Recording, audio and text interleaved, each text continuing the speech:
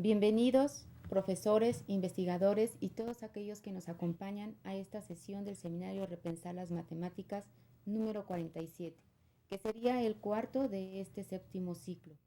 El día de hoy nos acompañan desde el Instituto Tecnológico de Estudios Superiores Monterrey, Campus Monterrey, con el doctor Eusebio Olivo Suárez, abordando el tema dificultades de comprensión de los intervalos de confianza y la validez de su instrumento de medición. Pero antes, veremos una breve semblanza del doctor Eusebio Olivo.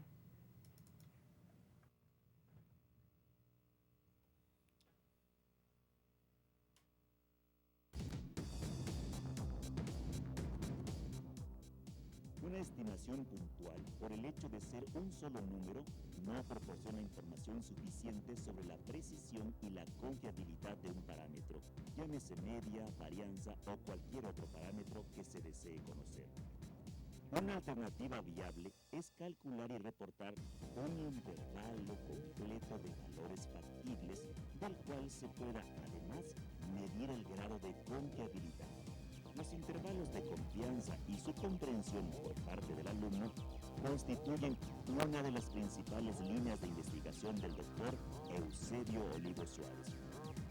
En su tesis doctoral titulada Significados del intervalo de confianza en la enseñanza de la ingeniería en México, presentada en la Universidad de Granada, concibe el intervalo de confianza como una configuración matemática compleja que engloba diversos problemas, conceptos, definiciones, propiedades, lenguaje, procedimientos y argumentos que denotan la comprensión del objeto matemático por parte del estudiante.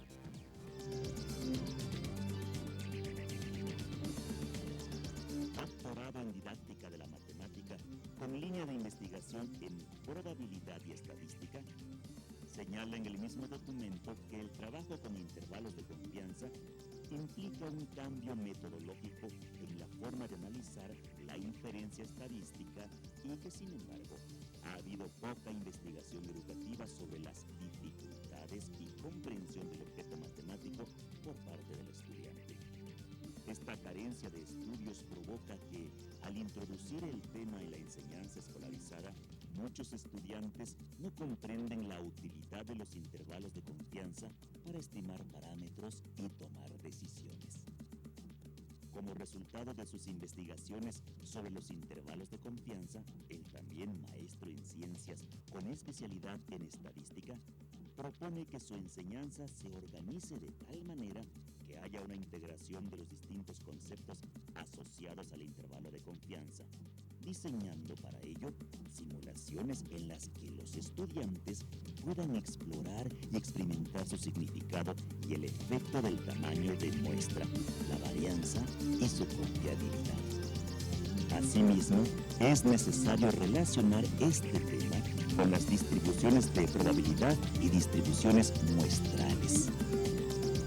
Autor de diversos textos que abordan esta problemática en la publicación de diferentes manuales de apoyo a cursos de matemáticas y de probabilidad y estadística, el doctor Eusebio Olivo Suárez ha impartido clases por más de 30 años y es también responsable del diseño de los cursos de estadística y bioestadística para el nuevo modelo educativo del Tecnológico de Monterrey.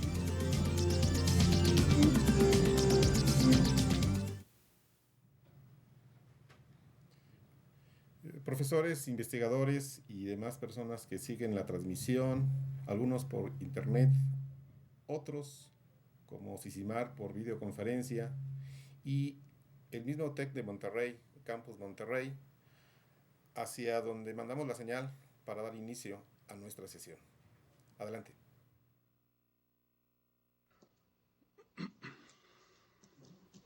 Muchas gracias, Claudia y José Luis. Buenas tardes, profesores. Bienvenidos a esta sesión número 47 del Seminario de Repensar las Matemáticas, que en esta ocasión se transmite desde el Tecnológico de Monterrey, Campus Monterrey.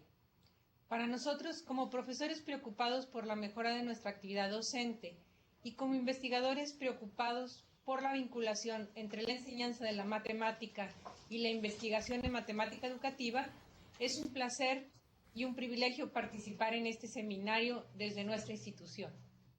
Como ya nos informaron nuestros compañeros del Instituto Politécnico Nacional y como escucharon en su semblanza, la sesión tiene un invitado muy especial, el doctor Eusebio Olivo, con el tema Dificultades de comprensión de los intervalos de confianza y la validez de su instrumento de medición. Contar con la presencia del investigador Eusebio Olivo, estudioso de este tema, nos permite recordar la importancia de la estadística en la vida profesional, ya que son muchas las áreas del conocimiento y laborales que requieren de su aplicación. Sin embargo, es una realidad que abordar su enseñanza y aprendizaje no es cosa fácil, por lo que seguramente nos será de gran utilidad el tema que hoy nos comparte. Muchas gracias, Eusebio, por aceptar nuestra invitación para participar en esta sesión del seminario.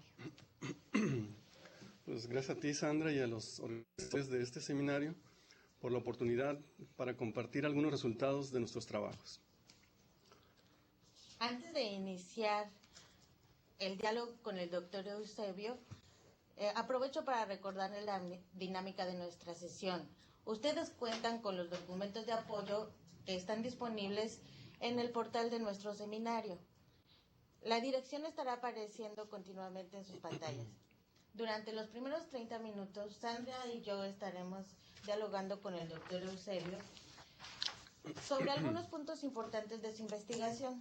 Los siguientes 30 minutos estarán disponibles para que ustedes nos hagan llegar sus preguntas a través del foro o del correo electrónico smr@ipn.mx o bien mediante el enlace con algunas unidades académicas. Los datos de contacto estarán apareciendo en las pantallas.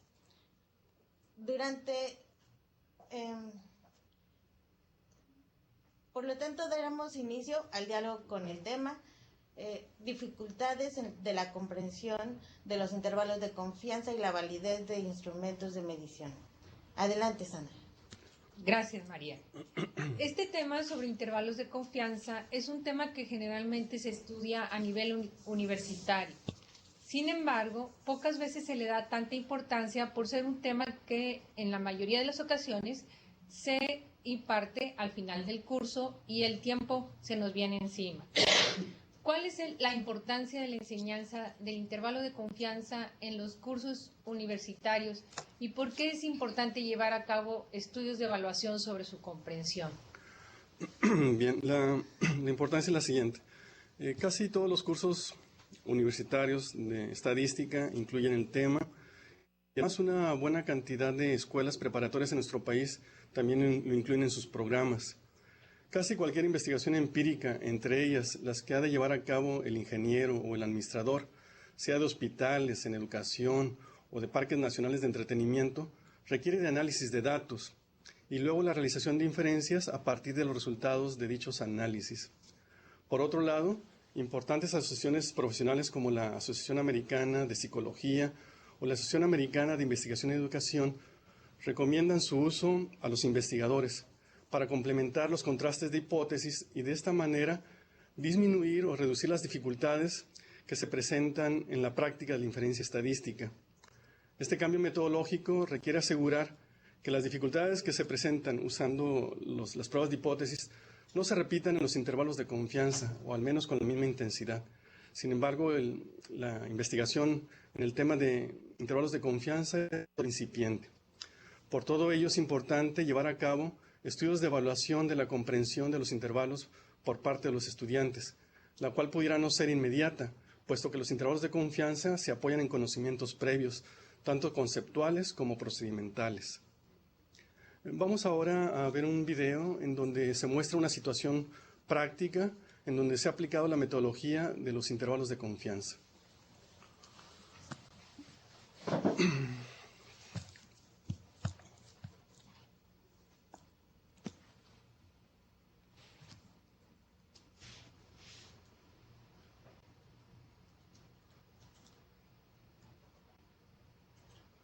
Bien, ustedes están observando aquí la erupción de un geyser. Este geyser es quizá el más famoso del mundo.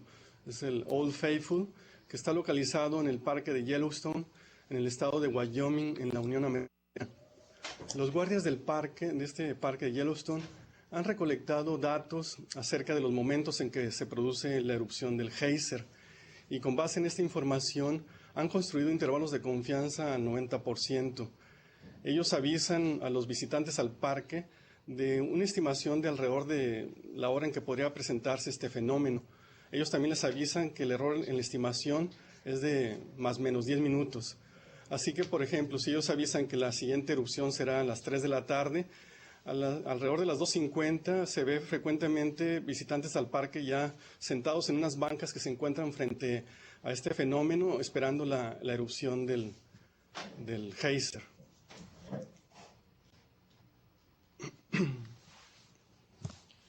Un aspecto importante que puede ser de gran utilidad para muchos de los docentes que nos siguen es la construcción del cuestionario y manejo de los datos obtenidos.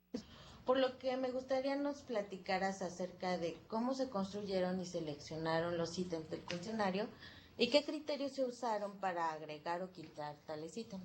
Okay. Sí, en la construcción de nuestro instrumento de medición seguimos una metodología sistemática, rigurosa.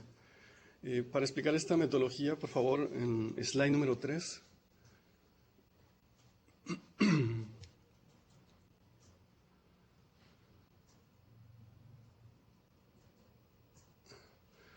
Bien, el paso inicial fue definir la variable que queríamos medir.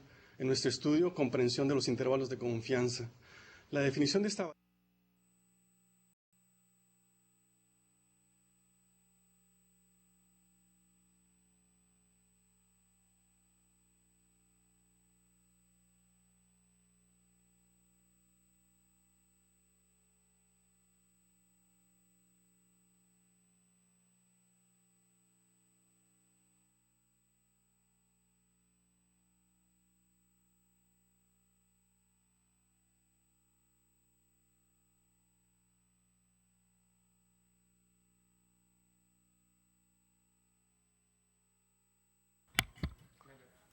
TEC Monterrey.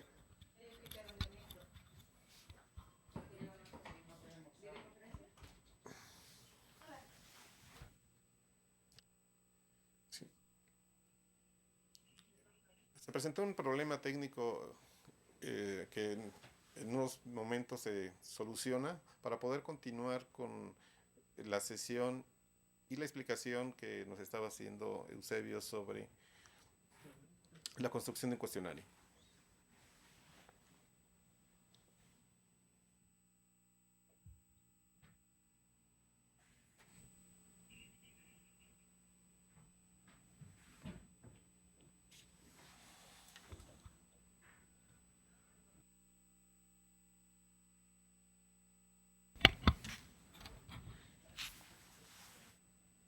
Una observación o petición a los compañeros en TEC de Monterrey. Si confirmen si está encendido el micrófono.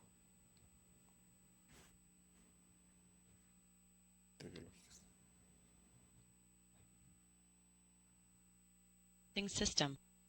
Please enter the conference code now. España y México. Estos expertos habían hecho investigación en didáctica de referencia estadística. Perdón, en los últimos, compañeros. En los últimos. Perdón, sí. Eusebio, ¿me escuchas? Sí. Mira, hubo una dificultad en el audio y prácticamente fue desde que se inició la presentación de la lámina. Así que te vamos a solicitar que vuelvas a comentar desde el inicio el contenido de la lámina. Adelante. Bueno, bien. Ok, en este slide pueden observar la metodología que seguimos. El paso inicial es definición de la variable. En nuestro caso es estudio de la comprensión de los intervalos de confianza. La definición de la variable fue realizada a partir del análisis de contenido de una muestra de 11 libros de texto de entre los recomendados por los profesores que impartían el curso de probabilidad y estadística en los distintos campus del sistema TEC de Monterrey. En el segundo paso fue la elaboración de la tabla de especificaciones de nuestro instrumento de medición. Estas especificaciones encapsulaban las prácticas operativas y discursivas de los relacionados con los de confianza. Luego, el tercer paso fue la elaboración de un banco inicial de ítems. Para este banco inicial hicimos una recolección, traducción y depuración de ítems. Luego, para llegar a lo que sería la selección final de los ítems que conformarían nuestra versión definitiva de nuestro cuestionario, tuvimos que realizar pruebas piloto, donde calculamos algunos índices estadísticos, así como también realizamos la valoración de los ítems por juicio de expertos. En las pruebas piloto, los índices estadísticos que calculamos fue índices de dificultad, que más bien debieran de llamarse índices de facilidad por la forma en que se calculan, y también índices de discriminación. Aquellos ítems que tuvieran índices de dificultad o muy altos o muy bajos fueron eliminados, en tanto que aquellos ítems cuya índice de discriminación fuera inferior a más .30 también fueron eliminados del banco inicial de ítems. En cuanto a la valoración de los ítems, por juicio de expertos, en general invitamos a 10 especialistas en el mundo. Nos contestaron que nos apoyaban en la valoración 9 especialistas. Ellos vivían en países como Argentina, Brasil, Chile, Venezuela, España, México. Estos expertos habían hecho investigación en didáctica de la inferencia estadística en los últimos 10 años. Nuestro contacto con ellos empieza con una carta que les enviamos para invitarles a que colaboraran con nosotros en la valoración de nuestro cuestionario. Una vez que aceptaron colaborar con nosotros, les enviamos un cuestionario en donde parte de este cuestionario lo presentamos en el slide número 4. Por favorcito, el slide número 4. Aquí en este slide pueden observar lo siguiente. Hay una tabla en donde el primer renglón, pueden ver ustedes que dice contenido, definición del intervalo de confianza es relevante. Y luego las columnas que aparecen en esta tabla van en una escala de Likert que va desde el 1 hasta el 5, donde 1 sería nada relevante y el 5 sería muy relevante. En el siguiente renglón pueden leerse ahí que el ítem 1 es adecuado para este contenido. Y así continuaban valorando los demás ítems en esa escala del 1 al 5. En el siguiente slide, por favor, en el número 5. En esta tabla pueden observar algunos resultados de la valoración de los expertos para algunos de los ítems. En el primer renglón donde aparece 2, 7, en el ítem 1 de las 9 opiniones de los expertos, 7 se distribuyeron sobre muy relevante el ítem. También pueden observar ahí algunos índices como la media, desviación típica, índice de dificultad. Aquí la desviación típica o desviación estándar la interpretamos de la manera siguiente. Ese número que aparecía por ahí nos marcaba el grado de coincidencia en la opinión de los expertos. Así que un número muy bajo pues implicaba un alto grado de coincidencia. Entonces eran útiles aquellos ítems que obtuvieran una desviación típica muy baja.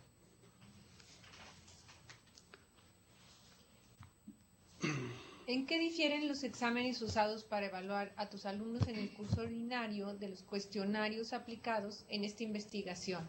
¿Y qué ventajas se tiene al utilizar estos últimos? Bien, los cuestionarios ordinarios generalmente o frecuentemente incluían solamente la evaluación procedimental y mucho interpretativa de los intervalos de confianza. En nuestro nuevo instrumento hemos agregado elementos de significado. Hemos agregado definiciones, propiedades, lenguaje, argumentación. Sabemos que esto último no estaba negado a hacerlo o no estaba prohibido hacerlo en las evaluaciones que hacemos en los cursos ordinarios. Sin embargo, esto es lo que hacíamos o hacemos. En cuanto a la ventaja, lo que pensamos es que este nuevo instrumento nos permite explorar con una mayor profundidad y amplitud las dificultades que experimentan en la comprensión de los intervalos de confianza nuestros estudiantes. Como resultado de la aplicación de estos cuestionarios se generaron una gran cantidad de datos por analizar, seguramente a través de una matriz. Compártenos un poco acerca de cómo se evalúan las preguntas de opción múltiple para la construcción de la matriz. un valor para cada opción, o ceros y unos considerando errónea y acertada respectivamente. Los distractores, por parte, respuestas incorrectas en un ítem cerrado, proporcionan alguna información sobre el razonamiento de los estudiantes sobre el intervalo de confianza. Sí, con gusto, sí. Por favorcito, el slide número 6. Bien. Aquí pueden observar ustedes la matriz que construimos de las respuestas de 512 estudiantes a 18 ítems. En esta matriz ustedes pueden observar en el renglón número 1 las respuestas que eran las correctas. Ahí empiezan a leer C, B, C, etc. En el segundo renglón aparecen las opciones. El primer ítem, por ejemplo, 4 opciones, 3, etc. En el tercer renglón aparecen los ítems 1, 2, 3, etc. En particular quiero resaltar que los primeros 3 ítems son de opción múltiple, el 4 era de pregunta abierta. La manera en que evaluamos las preguntas abiertas fueron bajo una codificación de que si estaba totalmente correcto los procedimientos, les asignábamos 2 puntos, parcialmente correctos 1 punto y incorrecto el ítem, la solución, 0 puntos. Al codificar, nosotros en esta matriz, totalmente correcta era C, lo codificamos como C, parcialmente correcta como B, incorrecta como A. Esta fue la manera en que construimos nuestra base de datos para luego correr el análisis a través de un paquete estadístico. Entre paréntesis, el paquete estadístico que usamos fue el SPSS. Bueno, continuando con la descripción de esta matriz, en el cuarto renglón aparecen a partir del cuarto renglón aparecen los nombres de los estudiantes. Salvador, por ejemplo, en el ítem 1 dio respuesta D, cuando la correcta era la C, en el ítem 2B, etcétera, ¿sí? Bueno, en cuanto a de qué manera fueron diseñados los distractores en cada ítem,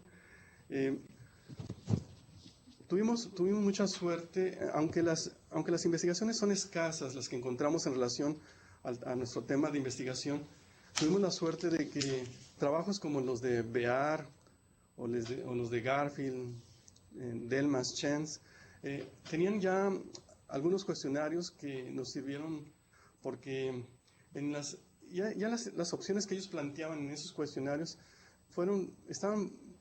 coincidían con nuestros intereses. Así que fue muy satisfactorio el aprovechar ese esfuerzo que ellos seguramente aplicaron por muchos meses para diseñar sus cuestionarios. Entonces, en cada opción había una intencionalidad que trataba de descubrir y explorar las dificultades que había en relación a los intervalos de confianza. ¿Cuál fue el razonamiento que llevó a la selección del análisis por componentes principales para establecerlo como instrumento de evaluación del constructo?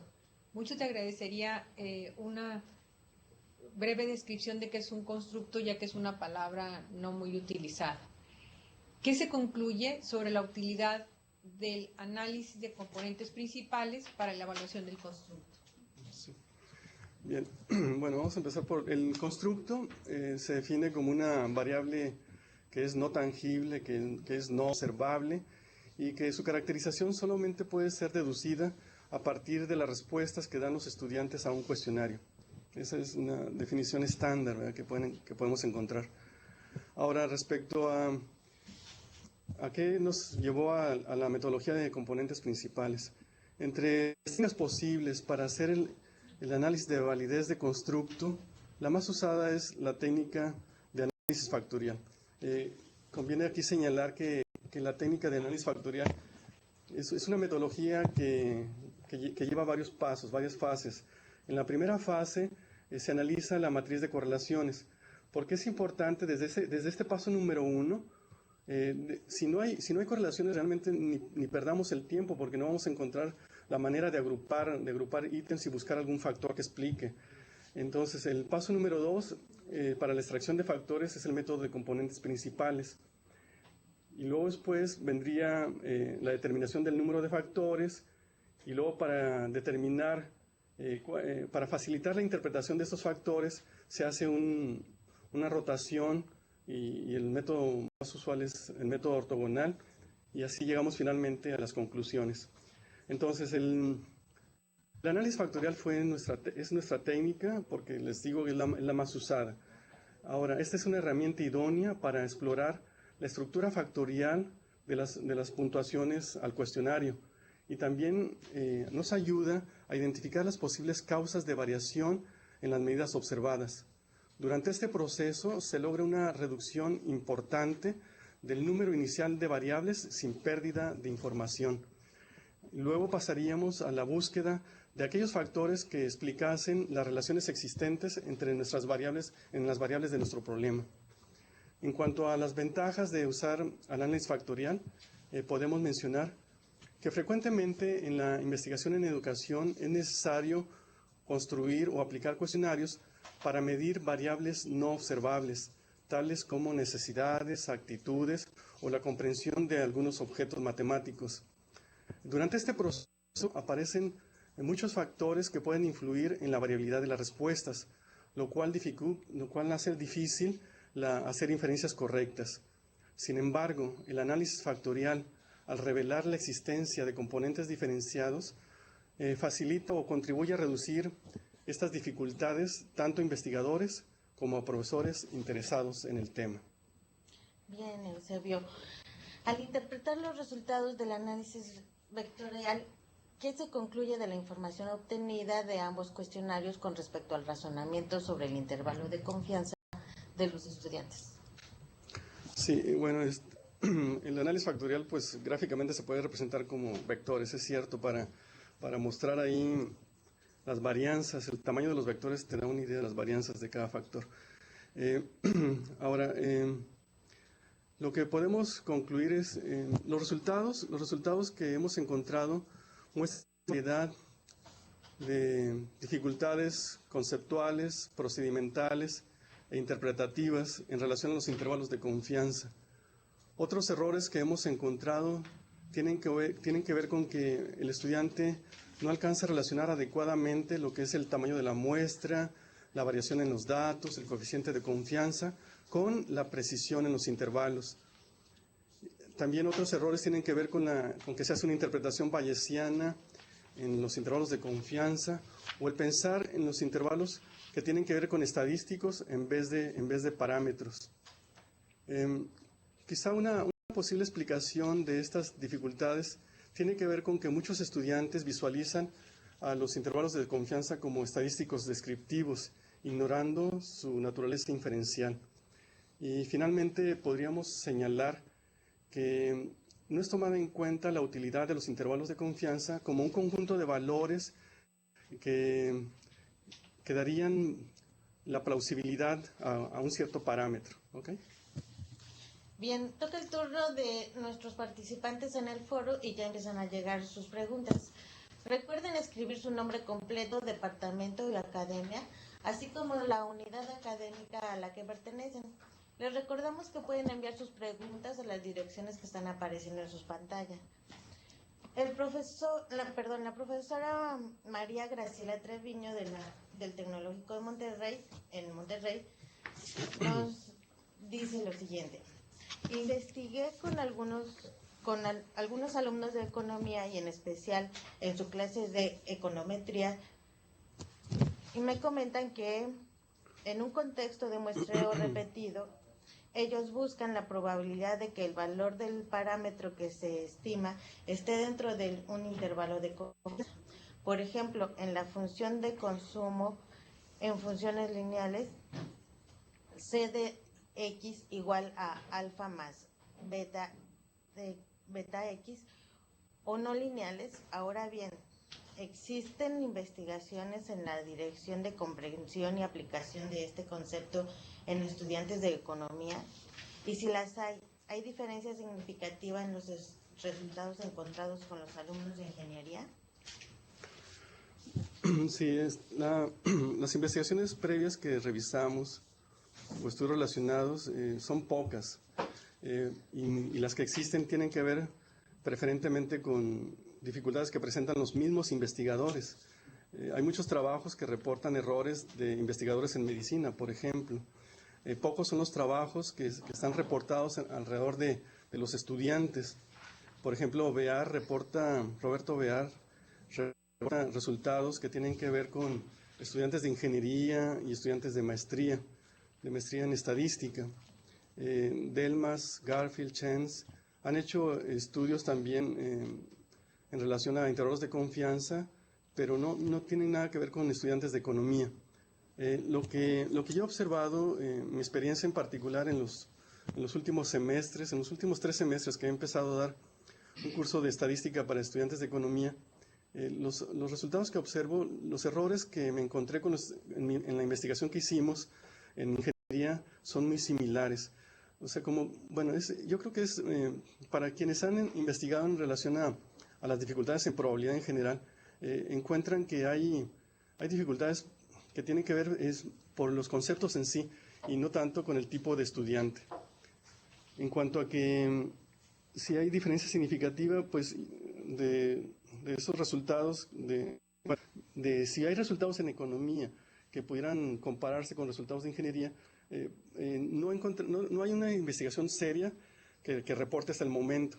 Lo que yo podría adelantar en base a mi experiencia es que sí hay mucha similitud en las dificultades que presentan ambos grupos.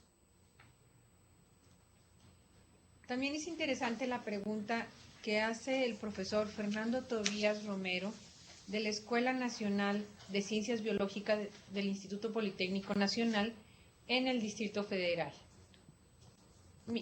Dice, mi experiencia particular es que muchos alumnos consideran que el cálculo de un intervalo de confianza es solo la aplicación de la fórmula y la parte de discriminación de la información la dejan a un lado.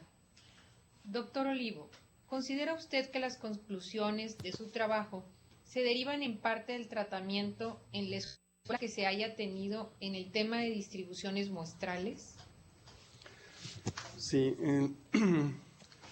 cuando analizamos las dificultades de los intervalos de confianza, venimos cayendo también que es necesario darle un vistazo a otras dificultades, porque los intervalos de confianza se apoyan en otros conocimientos.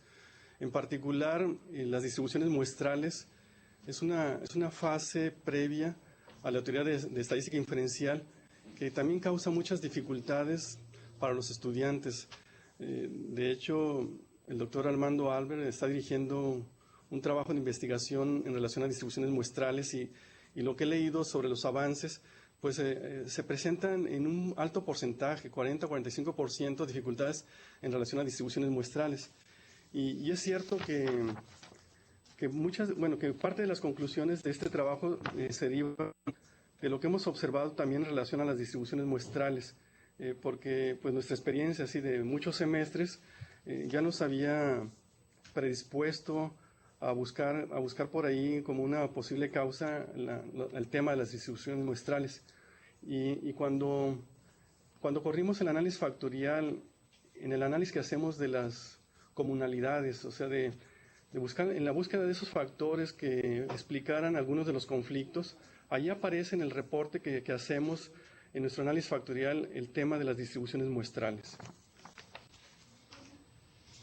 Tenemos una pregunta por videoconferencia con la Escuela Nacional de Ciencias Biológicas con el profesor Francisco Javier Ramírez. ¿Nos pueden enlazar, por favor?